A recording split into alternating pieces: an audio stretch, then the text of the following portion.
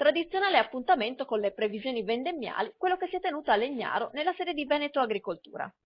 Un più 4,5% di raccolta uve rispetto all'annata 2009. Questo è il dato confortante che emerge dalla relazione presentata alla Corte Benedettina. Il Veneto si conferma un grande attore nel settore vino, in Italia ma non solo.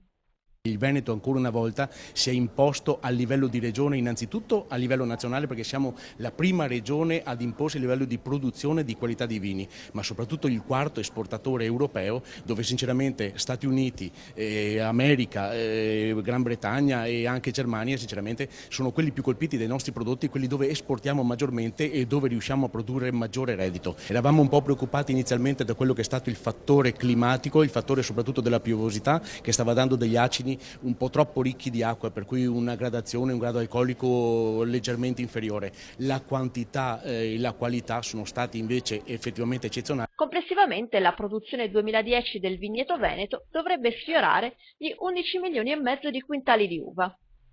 Sono le province di Verona e Treviso le realtà in cui si concentrano i 3/4 della raccolta, con un incremento rispetto all'anno precedente del 2,8% a Treviso e del 5% a Verona.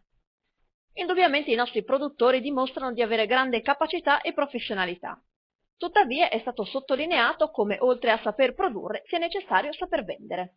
Abbiamo messo in campo anche attraverso l'OCM Vino delle idee particolari che non sono solamente la promozione nei paesi terzi dei nostri prodotti per vendere, ma anche a regia regionale ci sarà un incoming e quindi porteremo da praticamente 10-12 paesi di tutto il mondo, porteremo tra i 400 e i 600 tra importatori, grossisti e anche giornalisti in Veneto per conoscere il territorio e anche la zona di produzione dei nostri vini. L'attività di promozione della Regione Veneto sarà mirata a tutti i suoi vini di eccellenza, non solo al Prosecco, realtà ormai consolidata, ma anche a tutte le DOCG, dall'Amarone al Valpolicella, ma anche alle nuove denominazioni. Penso anche agli internazionali e quindi attraverso la DOC Venezia, con l'unione dell'Isombra Maggiore e DOC Piave, tutti i vini internazionali che comunque sono presenti nel nostro territorio avranno la loro grande promozione attraverso un brand importante quale quello di Venezia.